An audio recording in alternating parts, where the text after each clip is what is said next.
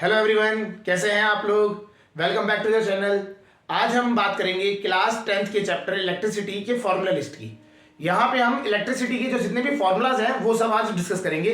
चलिए स्टार्ट करते हैं। तो सबसे पहला फॉर्मूला जो बनता है हमारा चार्ज के रिलेटेड बनता है। तो फर्स्ट जो सबसे पहला फॉर्मूला है वो है चार्ज। अगर हमसे कोई पूछता है टोटल चार्ज, तो चार्ज के साथ रिलेटेड फॉर्मूला जो बनता है that is Q is equal to, charge होता है Q is equal to N into E। ठीक है, तो हमारा इसमें क्या होगा, जहां पे N जो है हमारा नंबर ऑफ इलेक्ट्रॉन्स होते हैं, और जो हमारा E है वो है आपका चार्ज ऑफ एन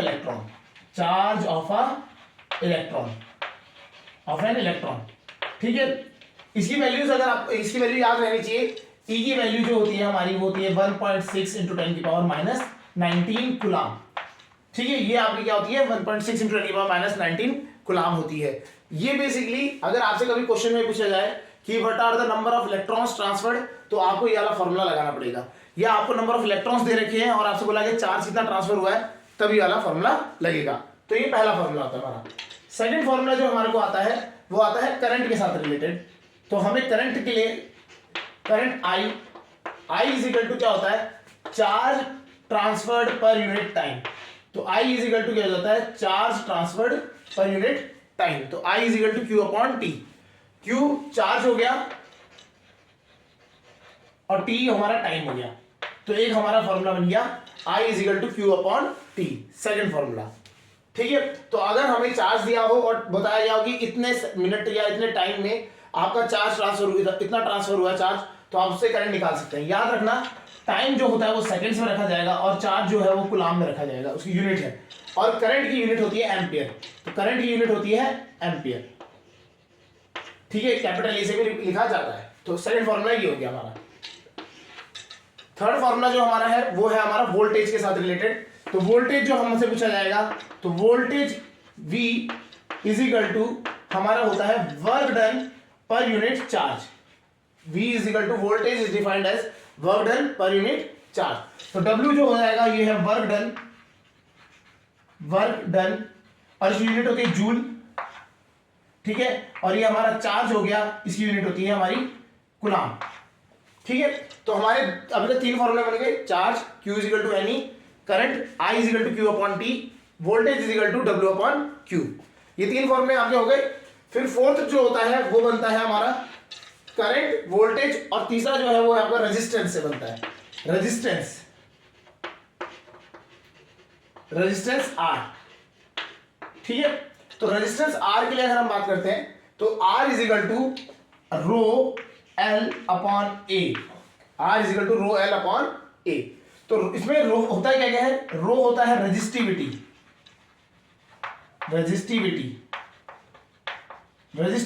मटेरियल पे डिपेंड करती है। अगर मटेरियल चेंज नहीं हो रहा है तो रेजिस्टिविटी चेंज नहीं हो रही है।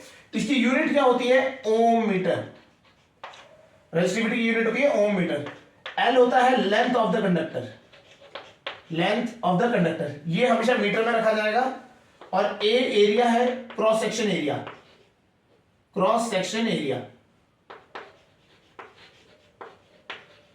ठीक है, तो ये हमारा हमेशा रहेगा मीटर स्क्वायर में।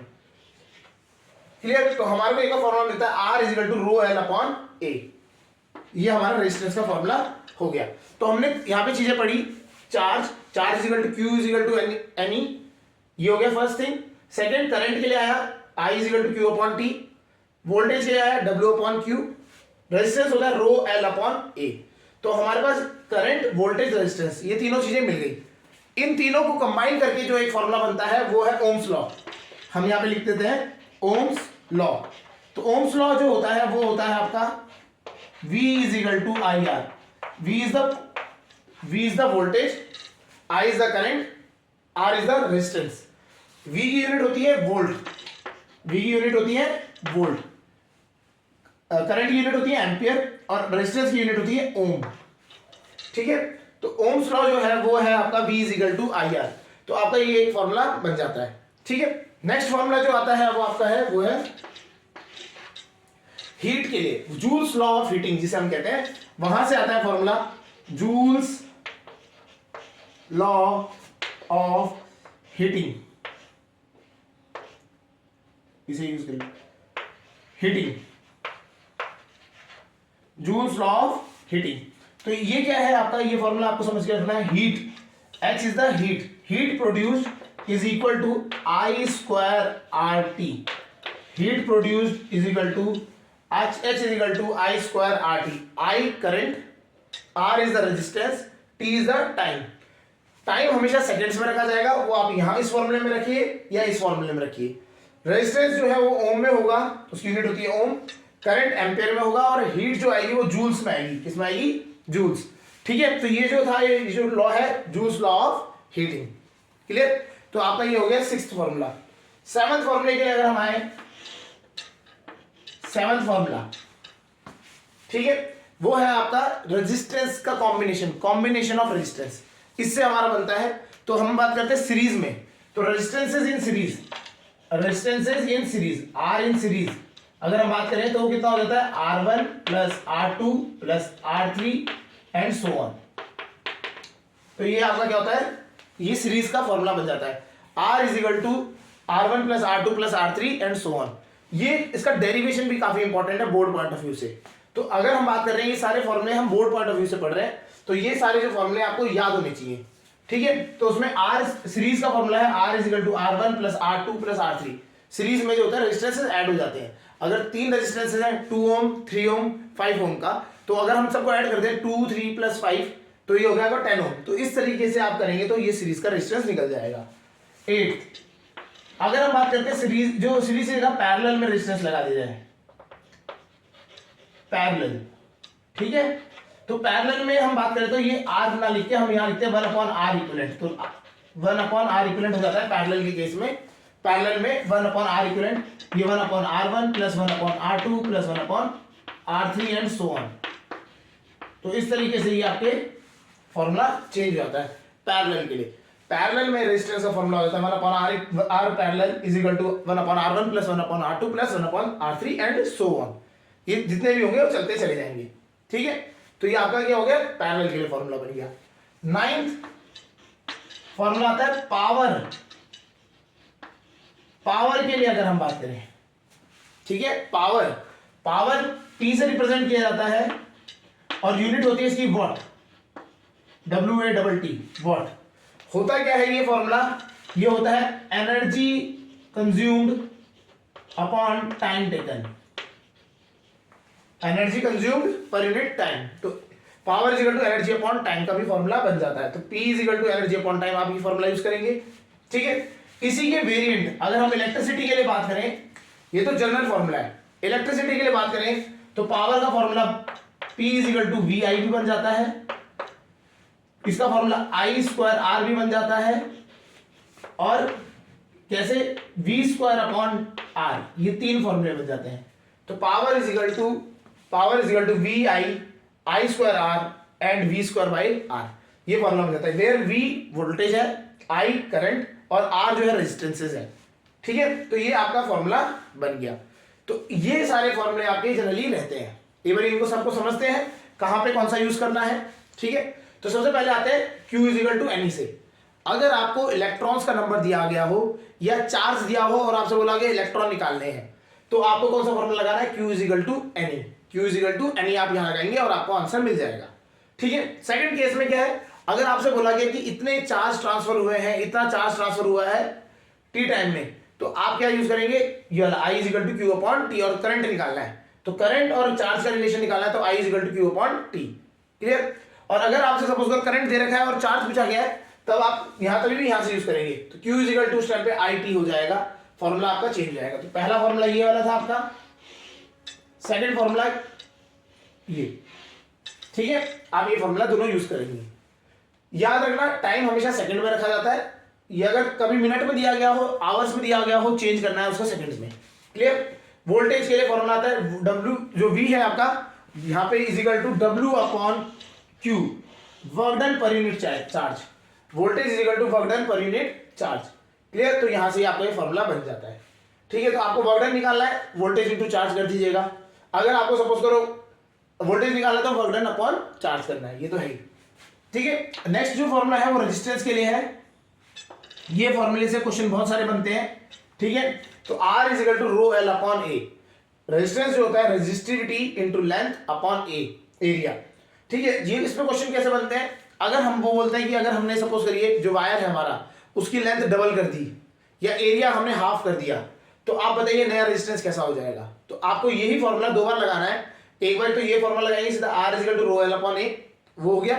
उसके बाद जो चीज बोली है लेंथ डबल कर दी या एरिया हाफ कर दिया, जो भी है आपको उसको पुट करना है वैल्यू, और आप कंपैरिजन कर करके आप सॉल्व कर सकते हैं। रेजिस्टिविटी का याद रखिएगा, मटेरियल सेम तो रेजिस्टिविटी सेम, याद रखना है। कॉपर का वायर ही कंपैरिजन में ले रहे हो तो रेजिस्टिविटी दोनों की सेम होगी। हाँ, सिल्वर और कॉपर का कर रहे हैं तो वो रेजिस्टिविटी दोनों की अलग हो जाएगी। क्लियर, यहां तक समझ आ गया। नेक्स्ट जो है फिर हमारा आता है V is equal to I R. ये ओम्स लॉ है, इसी पे आपका मेन चैप्टर जो चलता है वो रहता है V is equal to I R. ठीक है, तो इसमें आपको voltage is equal to current into resistance, ये आपका फॉर्मूला बन गया। क्लियर। नेक्स्ट जो फॉर्मूला है Joule's law of heating. Joule's law of heating क्या होता है, H is equal to I square R T. H is equal to I square R T. ये डिराइव करा जा सकता है, यहां से डिराइव किया जा सकता है। हीट और वर्क एक ही चीज है, आप वोल्टेज के साथ Q को मल्टीप्लाई कर देंगे उससे भी निकल जाता है। यहां पे आप क्या कर सकते हैं, अगर ओम्स लॉ लगाते हैं, आई स्क्वायर आर है ना, आई स्क्वायर आर। मुझे सपोज करिए मुझे आर पे काम नहीं करना है, आर से मेरे को एलर्जी है, मेरे क्वेश्चन में आर नहीं दे रखा, मुझे वी दे रखा है, तो मुझे वी में कन्वर्ट करना है। तो मैं यहां से यूज करूंगा V is equal to I R है, V is equal to I R. R की वैल्यू यहां से उठा के इसमें रख दूंगा, तो R is equal to V upon I. तो आई स्क्वायर आर की जगह पर रख दूंगा V upon I into T करते ही, तो एक फॉर्मूला मेरे पास बन जाएगा V I T, V I T. तो आप यहां पे फॉर्मूला लिखेंगे पूरे में हटा के, आप बोल सकते हैं इसका एक और फॉर्मूला बन गया वी आई टी। ठीक है, तो हीट का फॉर्मूला एक और बन गया आई स्क्वायर आर टी के अलावा वी आई टी। क्लियर। अगर सपोज करिए मुझे करंट नहीं चाहिए, मैंने बोला करंट नहीं यूज करना है, मेरे को वोल्टेज और रेजिस्टेंस में यूज करना है, तो वोल्टेज और रेजिस्टेंस में यूज करना है, तो आई की जगह पे क्या रख देंगे वी अपॉन आर। तो चलिए फिर इसको एक और फॉर्मूला बन जाएगा वी इंटू आई की जगह पे रख देंगे V upon R into T. तो यहां से एक फॉर्मूला बन गया वी स्क्वायर बाय आर। क्या बन गया, V square by R T, V square by R T. ठीक है, ये डेरिवेशन आप खुद भी कर सकते हैं। H is equal to I square R T होता है। ठीक है, आप क्या करेंगे, आपको चाहिए मेरे को रेजिस्टेंस हटाना है, तो R is equal to V upon I, R की जगह पे वी अपॉन आई डाल देंगे, सब्स्टिट्यूट करेंगे, आपको वी आई टी मिल जाएगा। फिर आई की जगह पे अगर आर रिप्लेस करेंगे तो वी स्क्वायर बाय टी, ये मिल गया। तो आपका ये पूरा फॉर्मूला हीट का ही फॉर्मूला है, तो हीट के ये सारे फॉर्मूले बन जाते हैं। तो ये सारे फॉर्मूले हीट के ही है एक टाइप से। क्लियर, ये सारे फॉर्मूले आपके हीट के हो जाते हैं। इसके बाद हमने बात करी रेजिस्टेंसेस, अगर हम अरेंज करते हैं combination of resistance in series and parallel, तो सीरीज एंड पैरेलल के लिए यहां से फॉर्मूला होता है आर रेजिस्टेंस इन सीरीज, तो हम क्या करेंगे R1 plus R2 plus R3 and so on. Clear. फिर उसके बाद अगर हम बोलते हैं रेजिस्टेंस पैरेलल में लगे हैं, तो पैरेलल में लगे तो वहां पे फॉर्मूला लगाना पड़ेगा 1 upon R parallel is equal to 1 upon R1 plus 1 upon R2 plus 1 upon R3 and so on. ये आपका यहाँ पे यूज होगा। क्लियर। नेक्स्ट जो फॉर्मूला है वो पावर के लिए, power is equal to energy upon time, energy या हीट अपॉन टाइम भी आप लिख सकते हैं, हीट है ना, तो ये यहीं से फॉर्मूला आप लगाइए, इस फॉर्मूले में टाइम से डिवाइड कर दीजिए, जो पावर आएगा जैसे आई स्क्वायर आर टी है, इसको टी से जब डिवाइड करेंगे तो आई स्क्वायर आर आ गया, तो power is equal to I square R, power is equal to T हटा देंगे तो वी आई हो जाएगा, तो power is equal to V I और power is equal to V square by R. तो ये हो गया आपके फॉर्मूलेज। ये वाला फॉर्मूला जो है वी स्क्वायर बाई आर ज्यादातर यूज किया जाता है अगर आपको अप्लायंस दिया जाए, जैसे कि बोला जाएगा you have a bulb of 9 what, जैसे फॉर एग्जांपल उसने बल्ब बोल दिया 9 वॉट का है और 240 वोल्ट का है। ठीक है, तो आप क्या करेंगे उस टाइम पे रेजिस्टेंस निकालने के लिए ये वाला फॉर्मूला यूज कर सकते हैं, आर इज इक्वल टू क्या हो जाएगा V square by P, R is equal to V square by P, और आपको क्या मिल जाएगा, तो यहां से रेजिस्टेंस की वैल्यू मिल जाएगी। तो ये फॉर्मूलेज आपको होते हैं, ये सारे फॉर्मूलेज आपके होते हैं। क्लियर। तो ये तो हो गया आपके फॉर्मूला लिस्ट। ये तो लास्ट टाइम जो होता है रिवीजन के लिए, तब ये फॉर्मूलेज आपको याद होने चाहिए। इन फॉर्मूलेज पे न्यूमेरिकल करने जरूरी है। आप ये फॉर्मूले पढ़ के जाएंगे तो उतना इफेक्टिव नहीं रहेगा जब तक कि आप उसमें न्यूमेरिकल्स नहीं करते हैं। तो इट इज बेस्ट एडवाइस्ड कि आप इससे पहले इन फॉर्मूलेज को तो लास्ट में वो करना है, रिवाइज करना है, लेकिन इससे पहले आप न्यूमेरिकल्स की प्रैक्टिस करके जाइए। ठीक है, चलिए, तो आपको पूरी फॉर्मूला लिस्ट मिल गई। इस चैप्टर में इलेक्ट्रिसिटी 10th क्लास में ये सारे आपके फॉर्मूलेज यूज होते हैं, और जो भी फॉर्मूलेज है वो सब इससे मॉडिफाई कर करके मिला जुला के आप बना सकते हैं। ठीक है, चलिए आज के लिए इतना ही करते हैं।